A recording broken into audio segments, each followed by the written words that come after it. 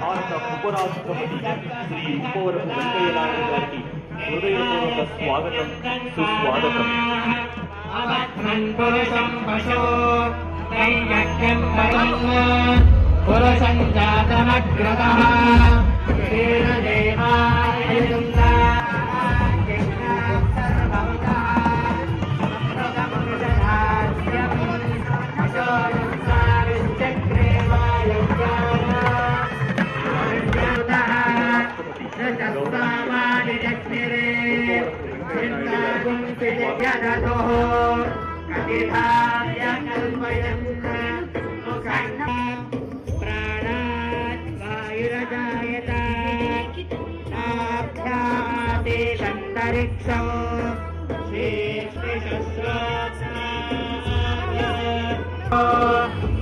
दिव्यवर्णं तव कस्तु पारे सर्वाणि रूपाणि विचित्य धीरः नामानि कृत्वाभिवदति यदास्ते पादामुरस्ताद्यमुदासहारा चक्रप्रविद्वान् सविशस्त्रशस्त्रः तमेवं विद्वानमृत इह भवति नान्यः विद्यते यज्ञेन यज्ञमयजन्त देवाः तानि धर्माणि प्रथमान्यासञ्च देहनागं महिमानः सजन्ते यत्र पूर्वे साध्या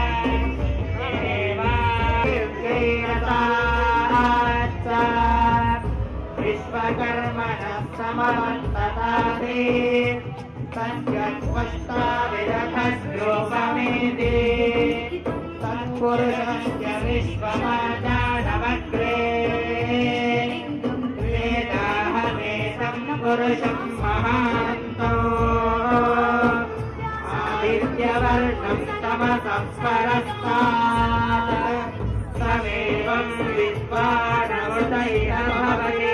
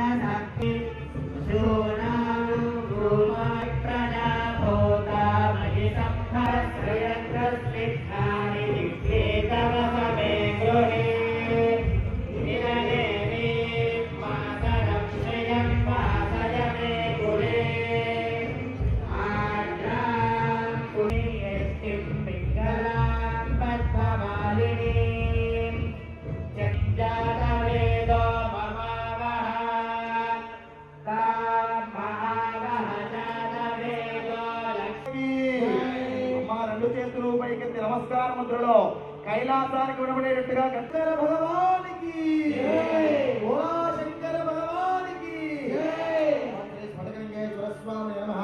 స్నానంలోర్పయామి. ఏకబిల్వం శివార్పణో. మంత్రంలో ఏకబిల్వం శివార్పణం అని వచ్చినప్పుడల్లా మీరు బిల్వదళాన్ని ఆ శివుడి పాదాల చెంత పూజ చేస్తూ ఉండండి అమ్మా. ఓం త్రిదళంత్రిగుణాకారయుక్తం ఏకబిల్వం శివార్పణం. ఓం తులసీ బిల్వనిర్గుండి జంబికర్తారం సర్వత్రైలోక్యహారణం సర్వత్రైలోక్యహర్తారం అనేక కోటి పాపానాం ఏకబిల్వం శివార్పణం. విశాఖైర బిల్వ శుభైః తమ పూజాం శివార్పణం. దర్శనం బిల్వవృక్షశ్చ స్పర్శనం పాపనాశాపసంహారం. ఓం బిల్వాష్టకమిదం పుణ్యోతి శివేన సహాయ నమః. ఓం శివలింగాయ నమః. ఓం భవాయ నమః. ఓం భవలింగాయ నమః. ఓం శర్వాయ నమః. ఓం శర్వలింగాయ నమః. ఓం నమః. ఓం శివలింగాయ నమః. ఓం జ్వలాయ నమః. ఓం పరమలింగాయ నమః. భోలా శంకర భగవానికి కాశీ విశ్వనాథ భగవానికి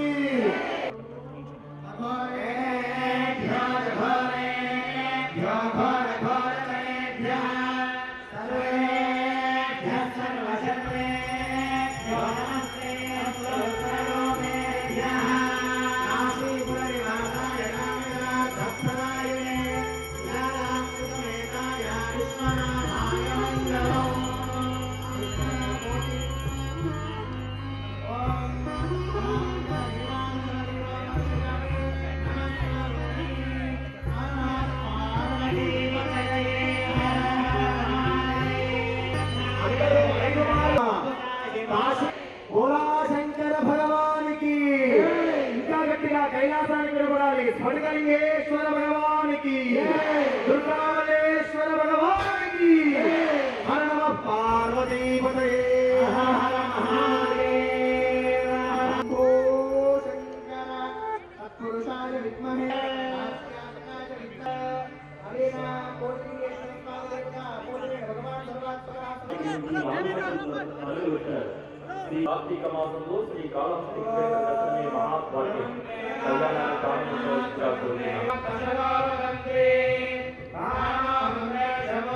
సూర్యాదీనాన్నవానాం అనుకూల్యత ఫలఫలాభా.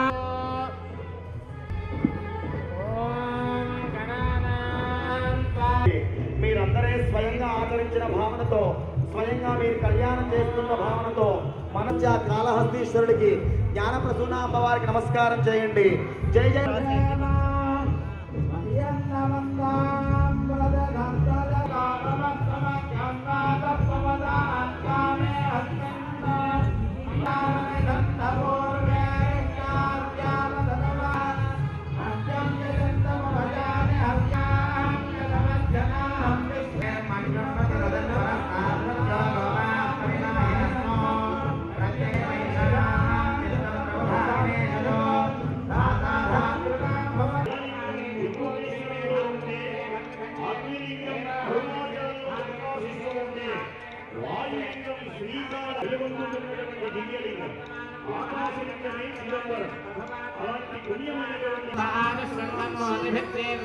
మహాగణాధిపతయే నమః.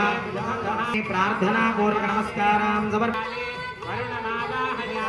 గణపతిని అర్చించి పుణ్యాహవచన జలంతో ఈ ఓం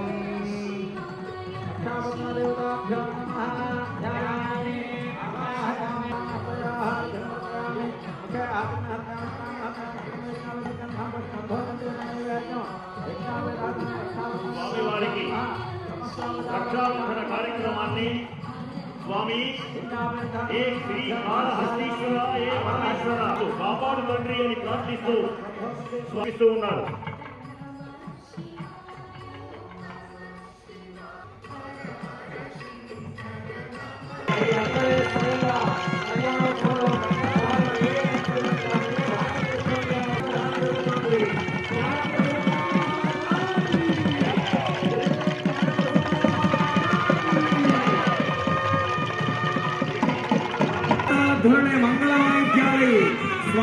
వారికి భావన చేయండి. పరమం పవిత్రం ప్రజాపతయ సహజం ప్రస్తాదో ఆయుష్యం ప్రథమంత సంభ్రయోపవేదం బలమస్తు దేవ యజ్ఞోపవేద ధారణ ముహూర్తస్సు ముహూర్త అస్తు. శుభముహూర్తం జరుగుతోందమ్మా. సుగంధ పరిమళ ద్రవ్యమైన జీలకర్ర వెళ్ళ ముహూర్త సమయంలో అత్యంత విశేష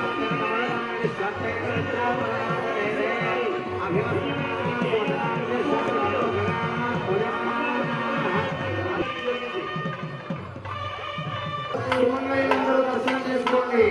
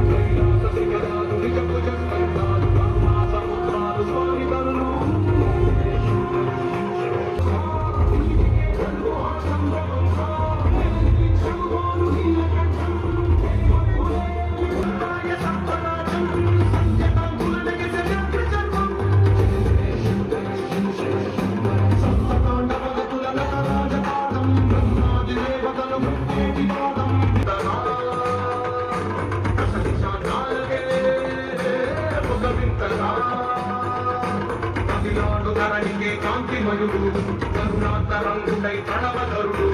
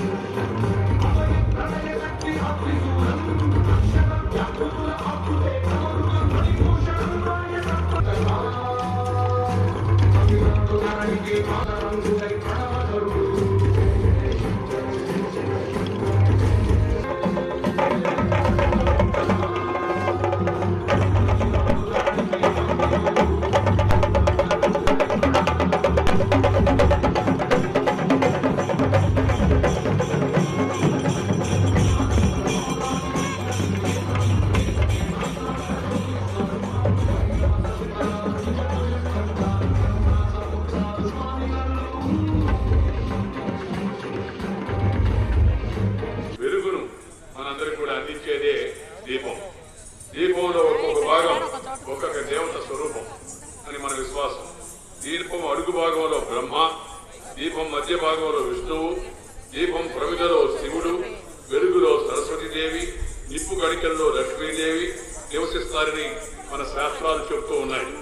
అందరికీ పూజలో భాగంగా దీపానికి ముందుగా అందరం కూడా నమస్కరిస్తాం, దీపాన్ని వెలిగిస్తాం. ఈ కింది శ్లోకం పలుకుతూ జ్యోతి ప్రజ్వలనం చేయడం మన యొక్క భారతీయ సాంప్రదాయం. దీపం జ్యోతి పరబ్రహ్మ, దీపం సర్వతమోపహం, దీపో హరతుమే పాపం, దీపలక్ష్మి నమస్తుతే. దీని భావం ఏంటంటే దీపం పరబ్రహ్మ స్వరూపం, బ్రహ్మ సకల జ్ఞానానికి ప్రతిరూపం. దీపం సకల కార్యాలను విజయవంతంగా పూర్తి చేస్తుంది. దీపం మన పాపాలను తొలగిస్తుంది. దీపారాధన చీకటిని తొలగించి వెలుగునిస్తుంది. జ్ఞాన వ్యాప్తికి వితరణ యొక్క సంకేతము. అలాగే వాతావరణం తేమగా ఉండి క్రిమికీటకాలు వ్యాప్తి చెందుతాయి కాబట్టి దీపం వెలిగించడం వలన అవి నశిస్తాయి, వాతావరణం శుభ్రమవుతుంది. జ్ఞానాన్ని వితరణ చేయడం దీపదానంలోని విశిష్టత. కార్తీక మాసంలో శివారాధనకు ఎంత ప్రాశస్త్యం ఉందో విష్ణు ఆరాధన కూడా అంతే విశిష్టత ఉంది. లేదా త్రయంబక మావహయామి అంటారు. దామోదరం నామం విష్ణు సంబంధమైంది. త్రయంబకుడు కూడా అంటే పరమశివుడు. మన సంస్కృతిలో మూల మంత్రం లోకహితం. సర్వే జనా సుఖినో భవంతని మనం అంటాం, మనం విశ్వసిస్తాం. జగత్తు హితం, సర్వే జనా సుఖినో భవంత్ అనేది ఉదాత్త భావన. అది మన ఆశయం, అది మన లక్ష్యం. మన ఇంట్లో దీపం ఉండడం మంచిదే, కానీ వీలైతే పక్క వారింట్లో కూడా దీపం వెలిగించే ప్రయత్నం మనం చేయాలి. ఆ సత్సంకల్పం కలగడం ఉత్తమ వ్యక్తుల యొక్క లక్షణం. మీరందరూ కోటి దీపోత్సవ పుణ్య కార్యక్రమంలో పాల్గొని ధన్యులవుతున్నారు. మీ అందరి మధ్య ఉండి దైవారాధన దీపారాధన కార్యక్రమంలో పాల్గొని నేను కూడా పునీతుడు అవుతూ ఉన్నాను.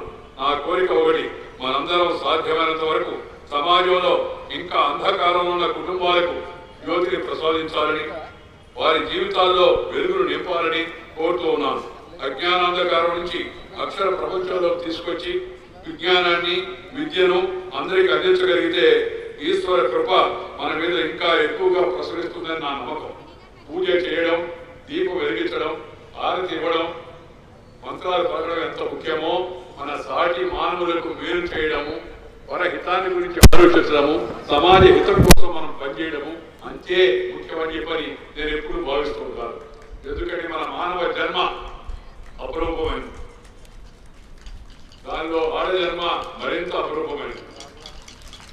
దానిని సద్వినియోగపరుచుకొని మనకు లభించినటువంటి అవకాశాన్ని, మనకున్న తెలుగుని, మనకున్న ధనాన్ని, మనకున్న సంపదను, మనకున్న విజ్ఞానాన్ని 10 మందికి అందించి వారి జీవితాల్లో కూడా మనం వెలుగు నింపితే అప్పుడు నిజంగా మన యొక్క జన్మ సార్థకమవుతుంది.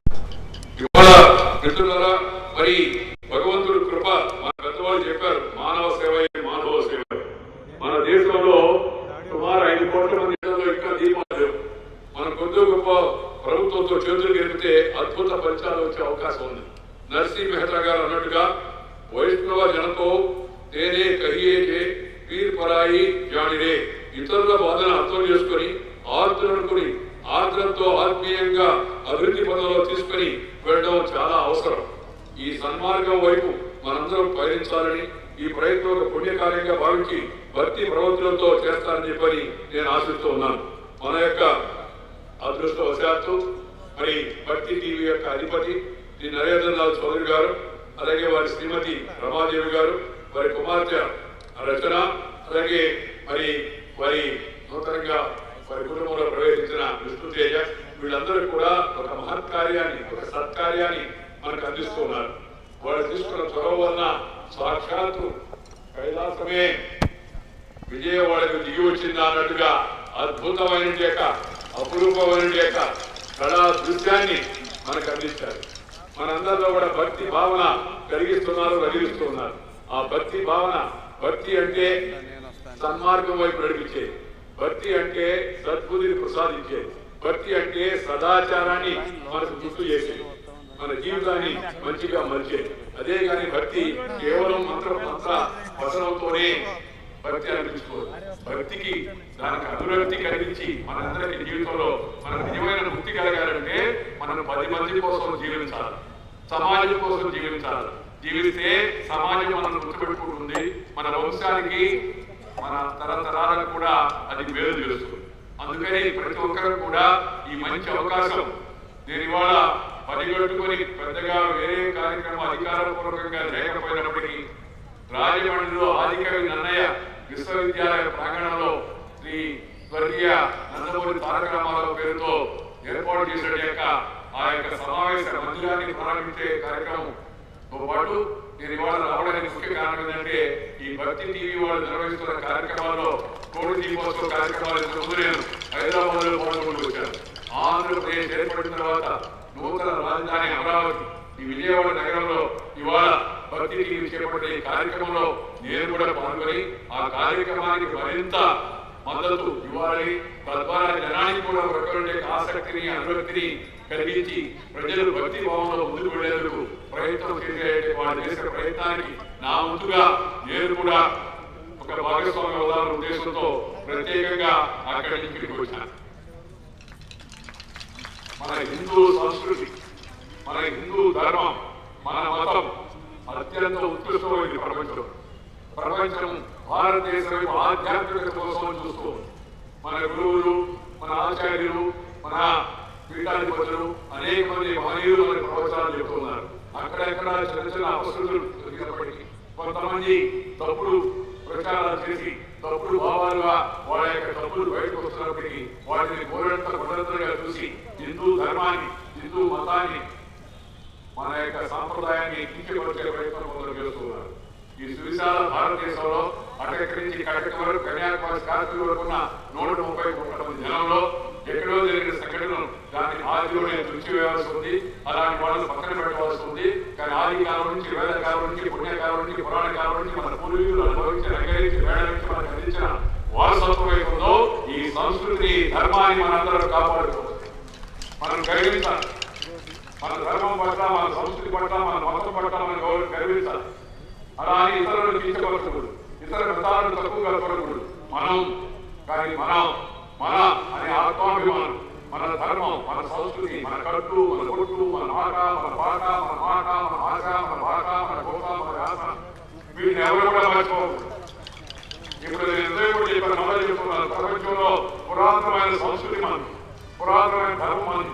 మనం ఎవరు కూడా ఎప్పుడు కూడా ఎవరిపైనా దాడి చేయలేదు. ప్రపంచ దేశంలో ఉన్న చిన్న దేశాన్ని మన దేశంపై దాడి చేశాయి. మనం చాలా వరకు దెబ్బతీసాయి. మనంతా కూడా కొన్ని దేశాలు మన మనసులు కూడా ప్రభావితం చేశాయి. కానీ మనం ఎప్పుడు ఎవరిపైన, ఎందుకంటే హిందూ ధర్మం కలిసి జీవించడము, సామరస్యపూర్వకంగా ఉండడము, సర్వే జన సుఖినో భవంతు, అందరూ జనులు సుఖంగా ఉండాలా అనేది మన ధర్మానికి మూల స్తంభం. అందుకే దాన్ని మనం అందరూ గుర్తుపెట్టుకోవాలి. బాబిలోనియా సంస్కృతి ఏమైంది? పురాతనమైంది. రోమన్ సామ్రాజ్యం ఏమైంది? పురాతనమైంది. ఈజిప్టు చాలా పురాతనమైన సంస్కృతి. అలాగే గ్రీస్, ఏథెన్స్ ప్రపంచ చరిత్రలో ఒకప్పుడు పేరు కాల్చింది. కానీ అవన్నీ ఏమని కాలగర్భంలో ఎక్కువ భాగం కలిసిపోయాయి. కానీ మన హిందూ సంస్కృతి, మన భారతీయ పరంపర, మన ధర్మం, మన తాత్విక చింతన అజరామరమై ఇప్పుడు దాకా గట్టిగా నిలబడి ఉందంటే దానికి కారణం మనం కేవలం మన గురించి కాకుండా అందరి గురించి ఆలోచిస్తాం, అందరినీ విమోచుకుంటాం, అందరినీ ఆరోగ్యం చేస్తాం, అందరినీ మనం ప్రతి ఒక్కరిని కూడా భగవత్ స్వరూపుడిగా భావిస్తాం. ఒక చక్కెర పెట్టి పాలు పోసి పెట్టి బొట్టు పెట్టి పశువులు దండం పెట్టే పవిత్రమైన జాతి మనం. అలాంటి జాతిలో పుట్టిన మనం సమాజంలో అక్కడెక్కడ వస్తున్న విరుద్ధులు ఉన్నాయో, కులతత్వం పేరుతో, అధికారం పేరుతో, లేకపోతే మహిళలపైన జరిగే అత్యాచారాలు, లేకపోతే సామాజికమైన ఎత్తుతగ్గులు ఎదురో, వీటికి అతీతంగా మనందరం మన యొక్క మనస్తత్వాన్ని అలవర్చుకోవాల్సిన అవసరం ఎంతో ఉంది.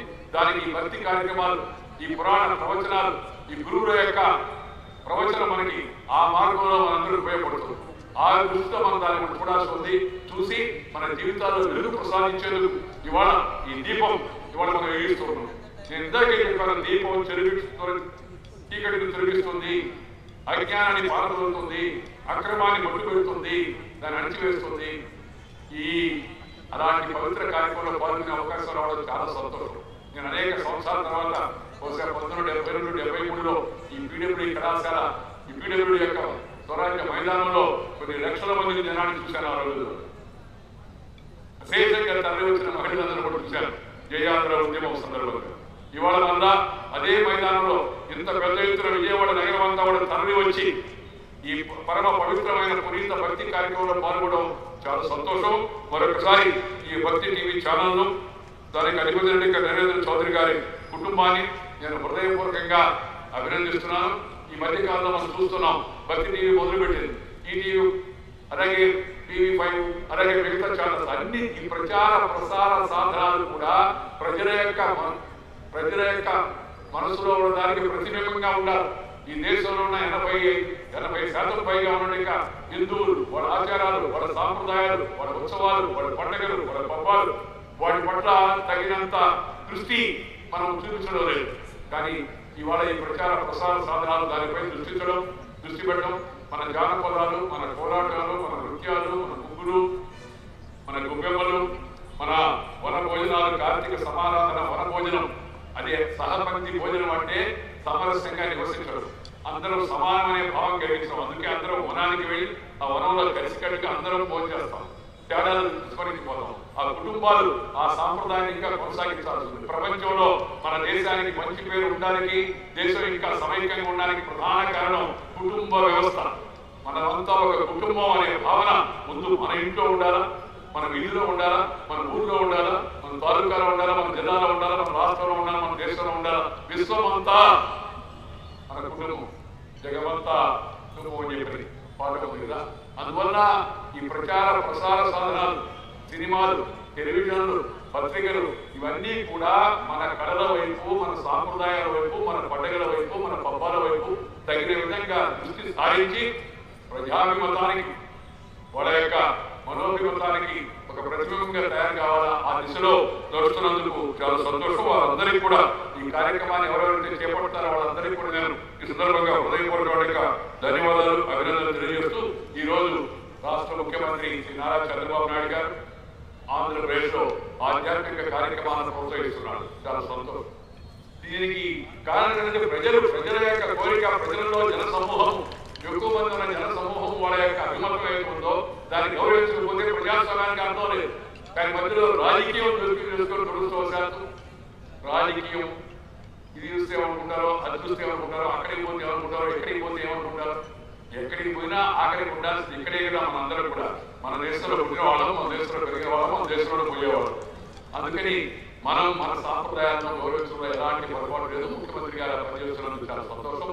ఈ రోజు ఈ కార్యక్రమంలో సాయం సంధ్యా సమయంలో కాస్త చక్కటి మనసుతో మరి అందరూ కూడా ఈ కార్యక్రమాన్ని విజయవంతం చేసేందుకు అందరూ ప్రయత్నం చేయాలని చెప్పి అందరికీ మనవి చేస్తూ, నాకు అవకాశం కల్పించడానికి అందరికీ కూడా హృదయపూర్వక ధన్యవాదాలు తెలియజేస్తూ మీ దగ్గర సెలవు తీసుకోవడం నమస్కారం. జయ హింద్.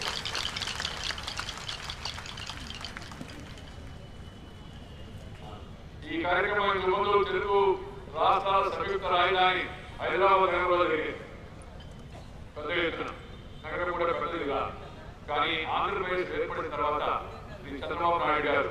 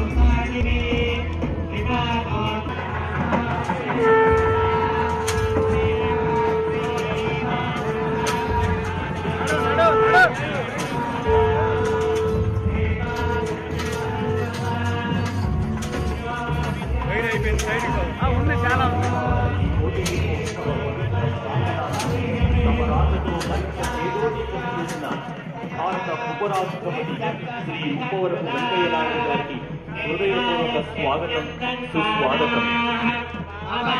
పురుషం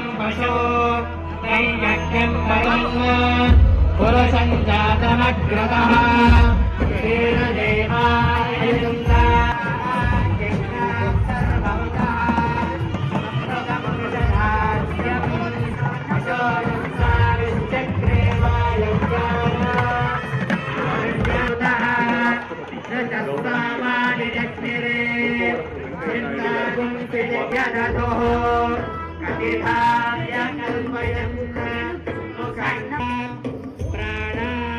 నాయుడు గారికి అంతరిక్షం